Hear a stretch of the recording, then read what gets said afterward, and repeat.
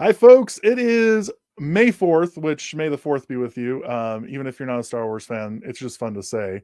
We're so excited that it is GEGUtah Meetup here on May 4th. It is our last training, our last meetup for the calendar year, which is sad, but we have some amazing things coming up over the summer. So I'm going to bring in some of our leadership. We got Ian here, Kelly, and Deanna.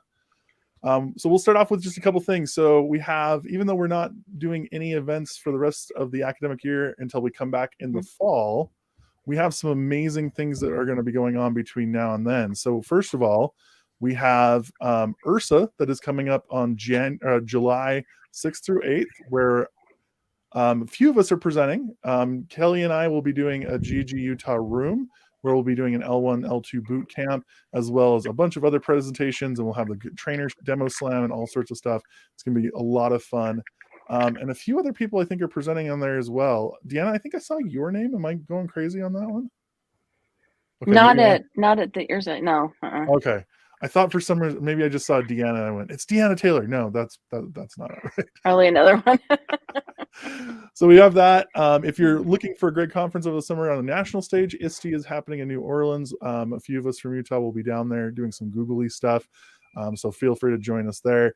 And then lots of local conferences as well. I know Ian and I were talking about Ogden School District's amazing PD offerings over the summer.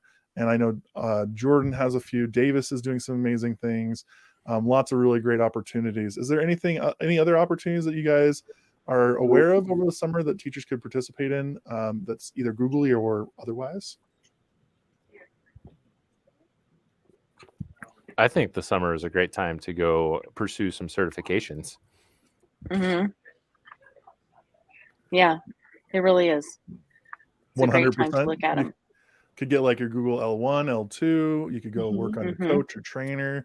Right. I haven't seen innovator dates yet, Ian, this summer. I haven't seen any yet either. Which I would be really excited to see. Not sure when that's coming. Yeah, fingers crossed. We'll see what's going on with that. Mm-hmm. And then like you could do all sorts of stuff with like our fellow Nearpod group with Utah Nearpod community, getting some certifications there. So lots and lots. Speaking of which, Matt, I brought up Nearpod. They will have, if you need to watch, because sometime in the summer they do the Nearpod Camp Engaged. And that's a whole virtual Nearpod sessions, kind of like a virtual conference that you can go in. So. I think last year it was during July, at least late July. Then they had one in September, and then they just had one in March. So they do it about 2 to 3 times a year. So just watch for that. That's awesome. That's great points. If you are looking for some of those summer events, check out our website. We're going to be updating it over the summer with different events. We'll put them on the calendar as well for upcoming events. Even though they're not official GEGUtah stuff events, you can come out and check those out and join other Utah educators doing all sorts of amazing things across the whole of the summer, which would be great. So with that said, today we've got kind of a little special event for everyone. We have a special guest from a local company called GEGUtah, which is a mathematics company. So let's go ahead, give her a GEGUtah welcome. This is Mallory from GEGUtah. Very nice to see you. Hello. Thank you guys for having me. Appreciate it. Happy to be here. So Mallory, first of all, tell us a little about GEGUtah. What is GEGUtah? What does it do for teachers? Absolutely. So GEGUtah was actually founded by Devlin Daly, who is the co-founder and co-creator of the Canvas LMS, or of Instructure. And essentially when he was building Instructure, he realized math teachers were really missing out a lot in terms of the capabilities within the LMS. They just really didn't support math teachers. And as math instructors were trying to create math instructors, questions and things like that, they noticed that it wasn't really looking at the questions as if they were math. and it wasn't supporting the students in terms of the feedback they were getting and the work solutions and those things like that. So essentially when Devlin, ended up leaving Instructure after it went public and all that craziness, he said, well, I think it's time to solve this math problem that I noticed across the country, and that is GEGUtah. That's how GEGUtah was born. So essentially what GEGUtah is, it's a platform that can be installed on LMSs. So yes, Canvas, but also Google Classroom, which I'll be showing today. And we actually have a content bank of over 60,000 math questions, ranging from 6th grade math all the way up through the calculus series. These questions are randomized. They provide students with that targeted feedback, work solutions, and allows math teachers to build homework, quizzes, exams, and also do daily synchronous activities with their students. So that's what I'm going to be showing some of today. That's amazing. So I'm going to drop everyone else out because I want everyone to have full attention on your screen to share exactly what this can do for us, especially in Google Classroom. So take it away, Mally. Sounds good. And I'm going to try my best to keep it within those 10 minutes. There is so much to show in GEGUtah, but I'm going to really, really try. So Matt, if I just get to talking, please, please, please stop me and I'll be sure to cut it off. But you guys can all see my screen. Good. Awesome. Okay, so GEGUtah within Google Classroom. I love the googly. You guys kept saying googly. I thought that was cute. But here's GEGUtah in Google Classroom. So first what I'm going to do is I'm going to open up a GEGUtah assignment that's within my classroom here. And this is one that students have already worked on. So you can see as I come here, students have turned in the assignment and the grades actually are pulled through right to the gradebook automatically. So in this case, you can see these grades haven't come in. It's just because I have a little bit of hand grading to do on some free response math questions, which I'll show you here in a second. But most of the GEGUtah questions are actually auto-graded. So that means auto-graded students get the results automatically and it's pushed right away to the gradebook here. So I'm going to jump over and I'm going to actually open up the assignment here. So here's, once again, GEGUtah assignment that my students have already worked on. And the first thing that's going to load here, it's slowly loading, but once it does, is what we call our Educator Dashboard. There we go. Here it comes. All right. So every GEGUtah assignment has this Educator Dashboard here. And what you can see is it basically gives the teacher an overview as to how did my students do on this particular assignment. So how many have started, finished, average score, but then you can also see there's a question by question breakdown. And what's nice about it is the table is actually sortable. So let's say, for example, I'm coming in, this was a homework assignment my students were working on the night before, and I want to see, where were they really struggling? So I can quickly sort this and I can see, okay, a hand graded question pops up to the top. We'll get to that later. But question 2, that one is really popping out to me because notice how much red is here on the percentage correct, incorrect. Average time my students spend about 5 minutes on average. And then what these bars represent over here is on what attempt did my students get it correct? The first, the second, or the third or more attempt. So I can get some additional information here. And what's nice about this is within the dashboard, as the teacher, I can actually work the problem as if I were a student. So if I wanted to show this in class and we're talking through it, I can actually work through the problem here. So as I mentioned, GEGUtah problems, the majority of them are auto-graded. Even if they are a dynamic, graph like this, it's still going to be auto-graded and it will provide students with that feedback. The other thing I want to quickly mention here is the GEGUtah questions are also randomized. So what that means is if you assign this question to your class and you have 2 students side by side working on this question too, they're each going to get a different instance of this question. It's still going to be within the same difficulty level, but it's going to be a different instance. So as the teacher, I can actually click regenerate question and you can see the different randomizations that'll pull up here for the question itself. One last thing I want to show on this dashboard is you also have the ability to show the worked solution for the particular instance of the question that you are looking at. So one thing I haven't mentioned just yet is GEGUtah is actually built on a computer algebra system. And what that means is GEGUtah itself can do math. So I'm going to show you some more things with that here in a second. But what's nice about that is as students are working through problems, they're going to actually get to see the work solution to the exact problem that they're looking at, not some just kind of generic or general response of, hey, this is how you would graph a circle.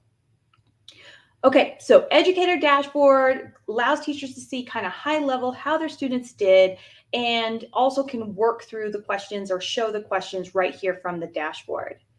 The other thing I mentioned, though, is while GEGUtah allows teachers to build homework assignments, quizzes, or if they want more strict, exams, you can also use GEGUtah daily within your classroom. And we have a lot of teachers that do that. And that's with the capability we call Spot Check. What Spot Check does is it allows instructors to synchronously work a problem with their students. And that's whether they are in person in class, on a Zoom, or on a virtual, or if they even have a hybrid. So some students in class and then some virtual, they can work a problem synchronously and actually get their responses in real time. So let me show you what I mean. So once again, let's go back to the scenario. This is my class's assignment. They've worked on the night before. They're coming into class, and I noticed question 2, they just really struggled with it. So as they're coming in, I might say, you know what, guys, let's do a spot check on question 2. I want to see what's going on with, the circles. Where were we struggling? Where were we making our mistake? Let's do a spot check. So as a teacher, it's as simple as clicking this symbol here, which you can see every single one of the questions has that symbol tied to it.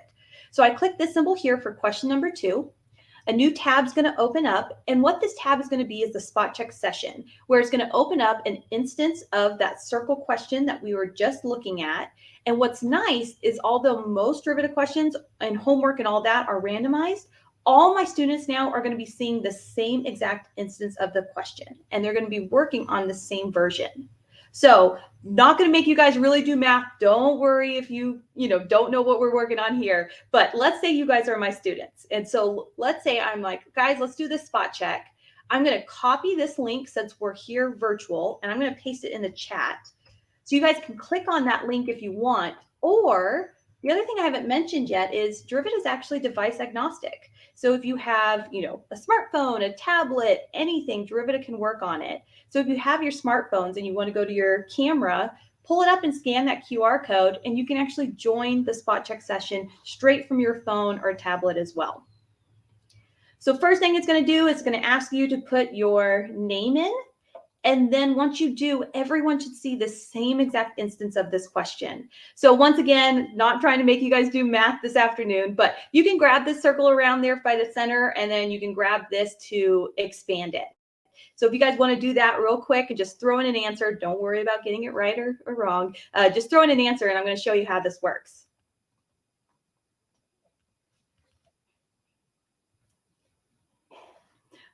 Okay, so as you guys are doing that, as a teacher now, I'm going to click from the question over to the results tab, and look at, you can see 4 out of 5 of my students have already submitted. So in real time, I'm getting the responses from my students, and I can see who has submitted and who has not. So what's nice about this as the teacher is I have these toggles up here. So I can click on to show the names. So I can see, okay, who has submitted, but then you can also see, which is really important a lot of times, who has not yet answered, which maybe lets you know, are they engaged? Are they not? Are they maybe just really, really struggling with this? What's going on there? The other nice thing teachers can do is they can quickly highlight the answers. So they can see, okay, we have some problems with this question. My students are really, really struggling with grabbing this circle. But if anyone did get it correct, it would actually have a green border, and it would show that it's correct. So they can quickly see what mistakes are being made, who's getting it correct, who's getting it incorrect. Now, where a lot of our instructors actually use this, Matt, were you going to say something? Yeah, I was just going to say, like, first of all, this terrifies me as an ELA teacher, former ELA teacher, but I love how quick the feedback was. That was super cool to see that come up in real time there. Awesome. Yeah, thanks for pointing that out. We're going to highlight that here more in a second. But yeah, exactly. As a student, you guys should have seen that feedback that you should have received immediately. And I'll show you how targeted it actually gets based on the students' responses.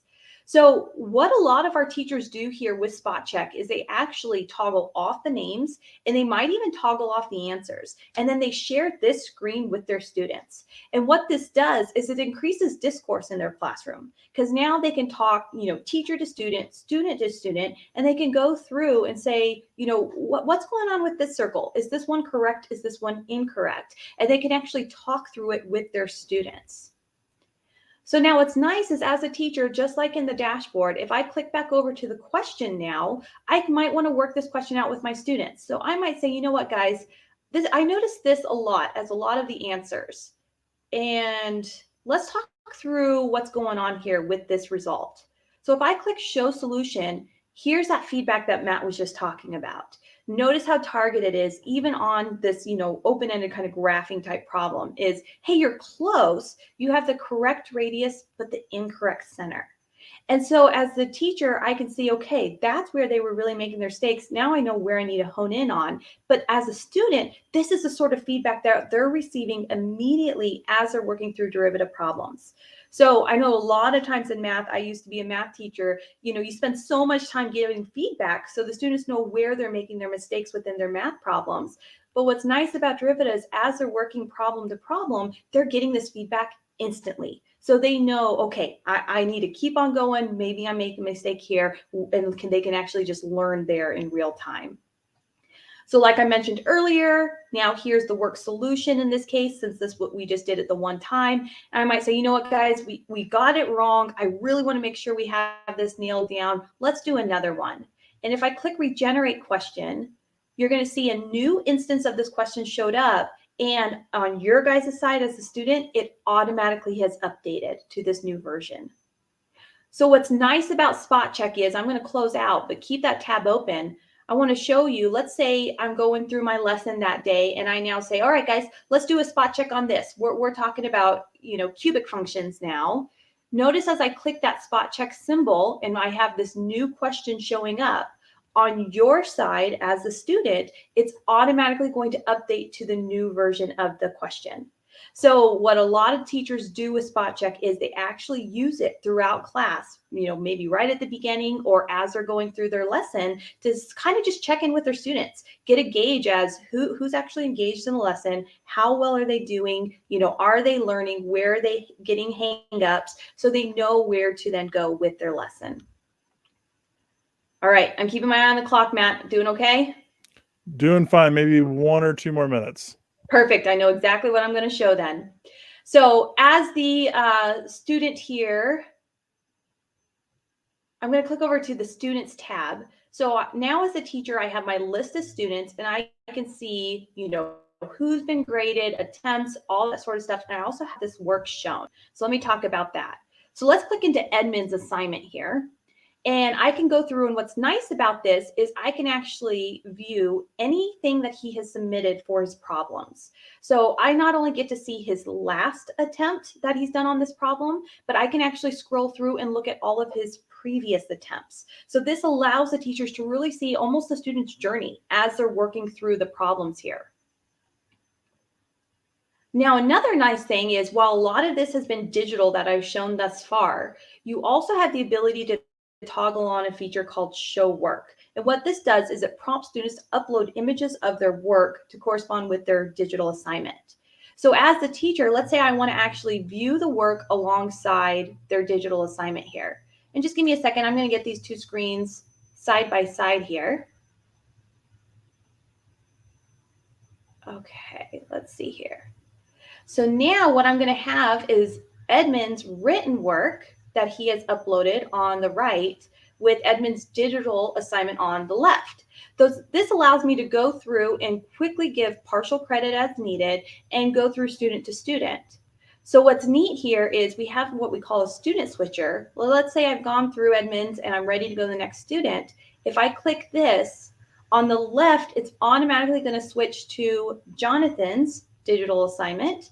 And on the right, it's going to automatically switch to Jonathan's written work. So you'll see Jonathan's question 1 uploading here, and then his written work over here on the right side. It's going to load for me here in a second as well. So that allows teachers to quickly get student to student. And as I said, when that grading is done, if they do partial credit, it's pushed right on over to the Google Classroom gradebook there.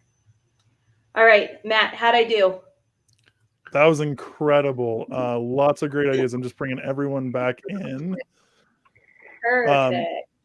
I'm fascinated by the connection between face-to-face, like the paper stuff and the digital stuff and how that works. But anybody have questions for Mallory? Any ideas that you saw in there that are exciting? Anything that you want to ask questions about? No, I have a question really quick. I don't know if I missed this, but is this a free or a paid resource for teachers? This is a paid resource for teachers. We actually have a deal with the UEN. We have a statewide deal through the UEN where there's a participation agreement. And so we've worked on a very discounted price for the Utah schools through the UEN. That is awesome. Thank you. You are welcome. I think, Mallory, big question for me, and then we do need to move on, but if a teacher wants to try this out outside of that, is there a way where they can try it for a trial period, see how it works for them and their students for maybe over the summer and see what kind of things we can get into, or some future training as well? Absolutely. So yes to all of the above. So I'm going to throw email info@GEGUtah.com. If teachers do want to try it out, just shoot us on over an email. We'd be happy to get them set up there. And in terms of training, yes, absolutely. We love to do trainings and get teachers ready to go. So yes to both. I'm also going to drop in a link to the UEN page with GEGUtah. So Kelly, that'll explain a little bit more around our participation agreement and stuff like that. I'll give you a little bit more info that you can find there. Those are fantastic. Thank you so much for taking the time out of your day, Mallory, to come and walk us through this and give us some great ideas for some ideas that we can run through for over the summer. Absolutely. Thank you guys for having me. I appreciate it. Awesome. Take care. All right, folks. Now, that was awesome, by the way. Wasn't that great? I love seeing the notes, the student work. That's pretty neat. Yeah, I look at that stuff and I'm like, where was this when I was in high school? That automatic feedback would have saved me so much time. And much easier to grade as a teacher and to evaluate who needs help right away. So I love that. Mm-hmm. Yeah. Absolutely. It was great. It was fun. And we got another guest here. Hey, Emma. Hi. Good to see you. I just saw you jump in. It is time for Ian to run us through an end of the year, May the 4th be with you design challenge. So Ian, I'm going to touch your screen up there and walk us through. All right. So this is going to be super fun. I've kind of taken an activity that I've done before. I'm going to explain a little bit about how we're going to do this. I'm going to have you guys, the GEG leadership team here, GEGuTah leadership team, you'll kind of get to participate. If you are watching live with us right now and you're on YouTube and you want to participate with us as well, you can also type in that bit.ly right there. So it's bit.ly/GEG the 4th. And so that's going to take you to a site. So again, if you are watching this afterward and you want to go kind of watch the pieces here, you can still go back and view the site afterwards if you want. It'll make a little bit more sense if we're doing it live, but that should take you to this website. Let me zoom in just a little bit here. And so what we're going to be doing is we're going to be doing a mini great race, which I know is kind of an oxymoron there, but this is a similar activity that I've done in the past. Usually it's kind of a culminating activity that we like to do at the end of maybe like a big boot camp event or something like that. And so what we're going to do is I'm going to send you guys through one quick little challenge here, and we're going to focus in on a Google tool. But typically when I would do this, I would maybe run people through 3 or 4 different challenges. And so we'll talk about some of that here in just a second. So those of you who are participating with us, if you scroll down, we'll kind of start going through the steps here. Step 1 is going to be committing to a Star Wars character here. So if you're following along with us, go here, right here to step 1, click on this spreadsheet, and that will open up this spreadsheet, and go ahead and put your name here, column B. So I've got, I just pulled out 10 names from Star Wars. Go ahead and put your name next to those. You should be able to edit here. This is a test for me as well. Did I manage my sharing? So if you're able to edit it, that means I did it right. If I didn't, that means I messed something up. So I see a couple people are typing there. Go ahead and just type in your name. And remember who you selected, because you're going to need that here in just a second. So that's the first step. Now that we've got everybody a nickname, so we've got Leia, Han, Obi-Wan, and Yoda. Excellent. So back at the Google site, this is kind of our launch page for all the steps here. The next 3 steps you guys are going to do kind of on your own. I've talked to Matt about kind of showing his screen here so that those watching online can kind of see this. If anyone else is participating online and wants to quick jump in, they can. But steps 2, 3, and 4. So step 2 is a quick form. So when I say go, don't jump the gun. When I say go, you're going to go fill out this form, which is going to start your timer. Then you are going to go on to step 3. You're going to click on your name, the one that you selected just a moment ago. And then when you finish the task, you're going to go to step 4, which is another form which will stop your timer. And then we'll talk through this afterward. So it's not a super difficult task here. We are focusing in on Google Drawings. I've got some support in there for you if you aren't familiar with Google Drawings, but we'll go ahead and in just a second here, when I say go, we'll let our GEGUtah leadership team do a quick little challenge here using Google Drawings, and then we'll talk through it afterwards. Before I say go, are there any questions? Matt, Deanna, Kelly, Emma? I'm just excited. This looks awesome. Oh, Yeah. It's going to be so fun. I'm going to switch to my screen. So there we go. Okay, Matt's going to kind of drive for the YouTube group. But Deanna, Kelly, Emma, go ahead and do this on your own. You can open a new tab.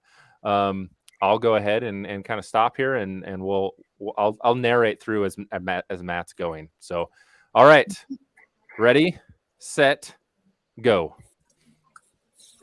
All right, so Matt has opened up his challenge.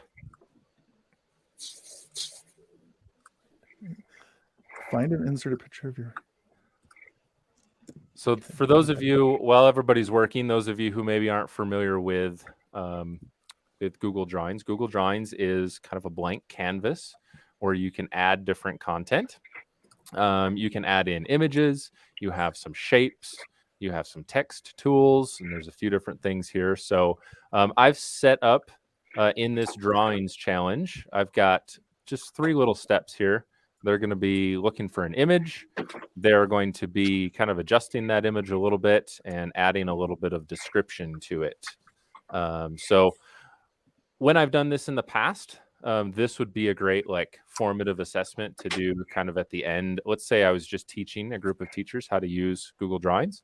This might be a great opportunity to kind of measure their knowledge after we had done that training. So right now, Matt has gone and he's found an image. So the pressure's on Deanna, Kelly, and Emma. I'm not looking in theirs right now to see what they're working on. Hopefully they're about in the same place. And then the next step is to use some shapes or the scribble tool setting to go with their character there. I'm impressed with Matt's drawing skills here. You really shouldn't be. That's the fun. That's the fun in it.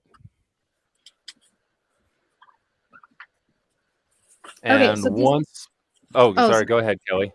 Okay, just a quick question. Just to make Yeah. sure. So we're inserting an image, and then we're using scribble or shape to get... Oh, so we're not drawing our own. I'm looking at Matt's. I'm not trying to cheat, Matt. But you are can we use adding the to scribble the tool. You can add...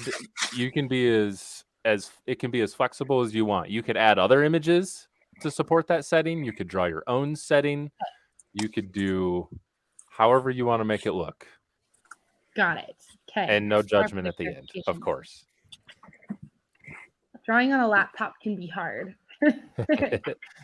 I think this is important to note as well. I like having teachers go through something like this because it's helpful to know what your students might be experiencing as well. I found that they're typically much better at drawing on the trackpad than I am, but still important to note. So Matt is working on his setting. I'm going to open up some of the other ones. I'm going to check in on other people here as they're going. Once everyone has kind of added their added their setting. The final step is to go in and use kind of some annotation tools. You can use some arrows, some text, and describe what you've done. Tell us what you've. This is helpful if you weren't super great at the drawing part like me. You can justify your drawing by explaining what you did.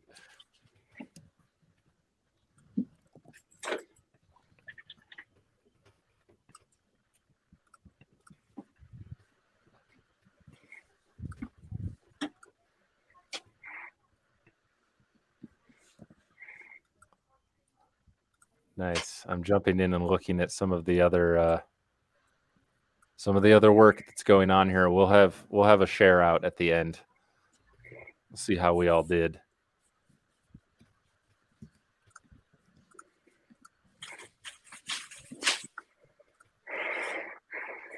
And remember, once you've finished those steps, step 4 is going to be to go back to the Google site and shoot for that finish line there to stop the timer.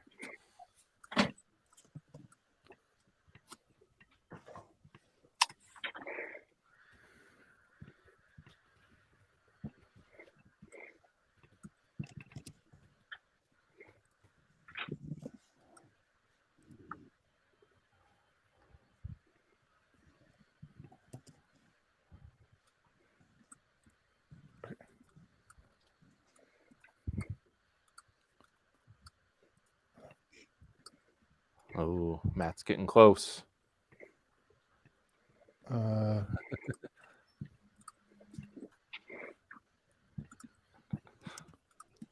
trick question at the end. There's no wrong answer on that. All right.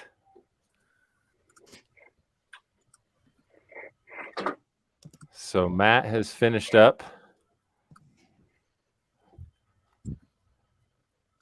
He's refreshing. Uh-oh. I'm going to make sure that my my response spreadsheet is working. We'll do a quick check. Deanna, Kelly, Emma, how close are you? You got in just a second. I'm pretty close. 1 Perfect. minute. Close. 1 minute.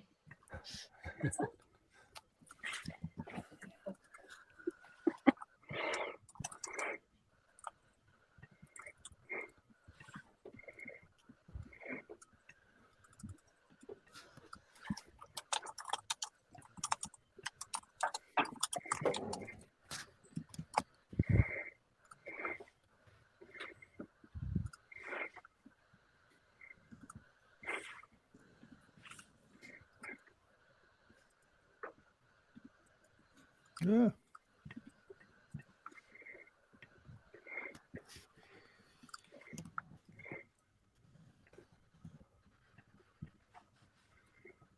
Matt, did you skip the starting line? I think I may have. Did I forget to put in? Yeah, you're supposed to start the timer. Yeah. You start the I jumped timer straight to drawing. before. Yeah. Mhm. This is what happens. So I'm gonna have like a 16-second time, guys. Plus, We can You're throw so yours good. out at the end. You're the best. That's awesome. yes. Messing up the bell curve. We're gonna go take out your. You have multiple submissions here. All right, looks like we are really close here. Let me switch around. I'm done. Just adjust Matt's. All right. Okay, so that was hopefully that was fun for everybody. It was fun That for was me fun. to watch That on was the a lot of outside. fun. All right, Matt, can you go ahead and we'll switch things over here back to yeah, right, perfect. Thank you. So really, although that was fun, I think for us as teachers, probably more importantly is, well, what are some uses of something like this, right? What can we do? So we're going to, I would typically say look under the hood, but it is May the 4th.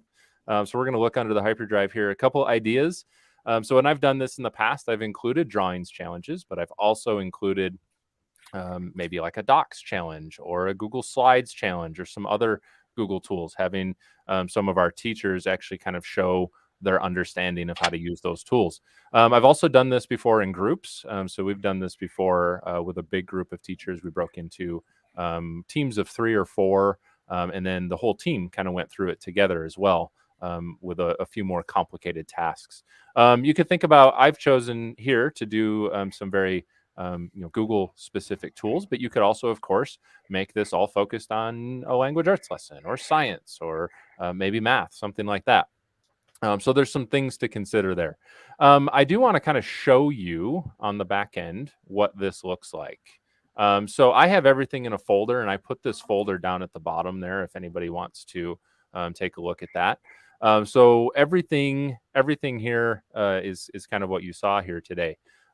There's the getting started form, which is here. I'm not going to open it up. The finish form is pretty much identical. Really, the important part of that is what it looks like.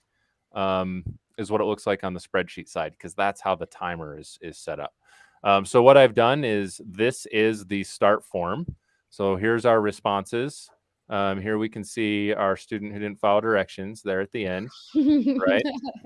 We've got our finish form is right here as well. So there's our responses there. And then if anybody wants to know more about this, I know in the view only view, it's difficult to see some of the functions here, but basically what we have, we've got our start times, we have our finish times. And then what I've done here is we've kind of aligned. So this time over here is for Yoda, and I'm trying to remember who signed up for Yoda. Emma. So this is Emma's stop time over here. And then we've got a simple, let me see if I can make that bigger though. We've got our function here for, oh, that doesn't make that part bigger. Never mind. We've got a function here. If you take 2 times, so start time minus end time in Google Sheets, you will get a duration. So that's set up in there. I have some if functions here to prevent errors if there's no data, but that's basically what we're doing, is we're doing start time minus end time. And then over here, we've got the leaderboard columns, and this is a sort. So a sort function. And what we're doing is we're sorting our list of names, and we are sorting it based on the duration. And so that's why Han has moved up here into the first place, because he did his start timer at the end. So that's why his is only 10 seconds. If he had started more accurately here, it would be somewhere out in the same range. But that's kind of what's going on the back end here. I did put on the site that leaderboard. So I did embed the leaderboard on there. You do need to refresh though, unfortunately. When you have an embed and you have a Google Sheet, if the data has updated, you have to refresh it to actually be able to see that. So if I refresh now though, we should see our leaderboard with the list of names and our times up there as well. So like I said, when I've done this in the past, I've added a few other items to it, made it a little bit longer, so it's not just one challenge, but maybe a series of challenges. But there's a lot of different things that you could do with this. And I chose to house it all in a site just to keep keep everything there together. There's always kind of that, like, if you get lost, go back to the site and you can jump back in and keep learning. So I don't know, team, any questions for me? Anything that you maybe want to know about that process? Oh, we forgot to do the share out. We'll do that in a second. Q&A first, and then we'll share everybody's settings. I know, I'm so excited to see those, but I was just curious, like in a classroom setting, if you do like rewards for who did it the fastest, but also who's like most creative, because I find that sometimes, I'll just say for me too, that I was like, I want to add fog when we get to mine. And so I know that's what took me longer. But like, do you recognize students for like the ones who go fast versus the ones that are creative versus the ones, like, just to make sure you're recognizing multiple students across the board? Well, and we also want to recognize, right, that not all students learn at the same pace. So yeah, you want to think about, I wouldn't do this. I would probably use this more for like a fun review activity, probably, as opposed to like, hey, this is going to be your test that I'm going to put into our SIS or something like that, right? We want to, of course, think about those things. And time is not everything. I think it's important to talk about that and have a conversation with students. So yeah, yes, we can certainly talk about quality here. So I did open these. So we've got Obi-Wan. Who was that? That's mine. That's mine. Deanna, do you want to tell us mine. what you've got here? That is just the ships out in space that he was fighting on. So that's excellent. Not an artist. We'll just do it straight. Beautiful. I love the ship. Yeah, I don't think that's a moon. Yeah. Star I've got it. details. Yeah, that was great. All right. And then Yoda, that was you, Emma. Do you want to tell us what you've got? It is in the wrong order on your end, though. I wonder. Oh, is it? Yeah, that looks. Do I way need to different than refresh? what I see on my screen? That's interesting. There we go. No, I definitely have more than that. So I did notice that when I was trying to open these, it was taking. I think my computer is maybe about at its limit. Right now. There That's we go. great. Now it's in the right order. Good. So this is the swamp. Cool. This is Yoda, and I didn't know how to put trees, so you just get triangles. But I found like transparent fog, so that's what is taking me so long at the bottom. So there's a fog overlay there on the bottom of Yoda. I see it. In the swamp. That's impressive. So I was pretty excited about that. See, yeah, this would be a great conversation point. Yeah, quality over speed. Yep. All right, and let's see, Leia, that must be you, Kelly. Oh yeah. Oh, can you refresh it? Oh yeah, did it not load on this one either? It's just like Leia in 2 places or something. But anyway, everybody's is really fancy. I'm not much of an artist, so I drew like Leia, the Death Star, Darth Vader, and then I did a heart for love because she's in love with Han Solo. Nice. Yeah, and my computer is really struggling. It's getting there. There it goes. There we go. She was looking scared, looking at the Death Star, so he was going to protect her. Got it. I love that you made yours a story. Like, a whole story right there. I think it was like, this is my storyline. That's awesome. And then do I need to refresh yours too, Matt, or have you got it? Nope, you got it. Okay. Tell us what we have here. It's the scene where they're on the Death Star the first time, and they walk down the ramp and try and escape and go and save Princess Leia. But I'm a terrible artist, so it's just got like little bits and pieces of what's going on with that scene. Nice. Including some very human-like legs. Yeah, I like how you added to your picture with the scribble tool. Part. Nice. I love that. Okay. Well, again, so kind of the purpose, again, from kind of a professional development standpoint is, we've just done a training on using maybe Google Drawings, what tools are available. And then this is kind of a chance to show what you know. So anyway, I think a lot of opportunity to remix this as well. So if anybody has any questions, feel free to reach out to me. I'd be happy to talk more with you about it. We've done a few different versions of this over the years, and it was kind of fun to make it into a quick Star Wars activity for today. So awesome. Thank you so much, Ian. Thanks. That was so much fun. I loved that. That was fantastic. Yeah. That's now great. I want to do this like every week with different groups and see what they come up with. It's so much fun. I know. I'm trying to figure out what could I do at the end of the year that I could do that with my students because they would love it. Oh yeah, me too. Oh yeah. Well, and for our last thing today, it is May the 4th. So it's the Star Wars holiday, but it also is midway through Teacher Appreciation Week. So Kelly wanted to share with us a quick video that she found online that I think does a really good job explaining some of the cool things that are going on this week, but also our appreciation for teachers in general. Yeah. So I found this video on Twitter. Hopefully you guys can see my screen okay. So I found this video on Twitter the other day, and I really liked it because it kind of focused on, the first year we've been back since the pandemic and being back in person and things that really mattered this year. So even though we all love our technology, sometimes it just can't replace the relationships that we make. So I just wanted to share this video real quick and say thank you so much to all the teachers out there for all the hard work that you do. All right, here we go.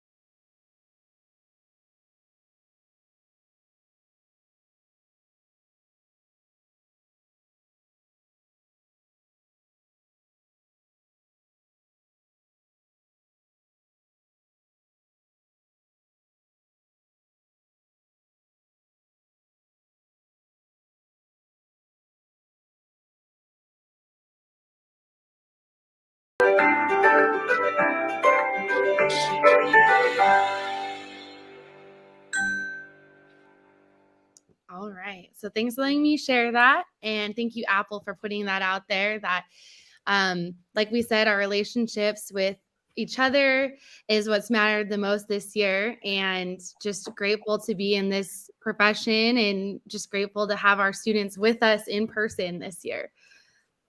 Absolutely, Kelly. I think that's a great place to leave it because sadly, we won't be back until September, but we're hoping to see you over the summer. Hopefully you get rest and relaxation and you take some time to recoup and come back strong next year, because that's what teaching is all about, coming back and paying it forward and doing some amazing things next year with your students as well.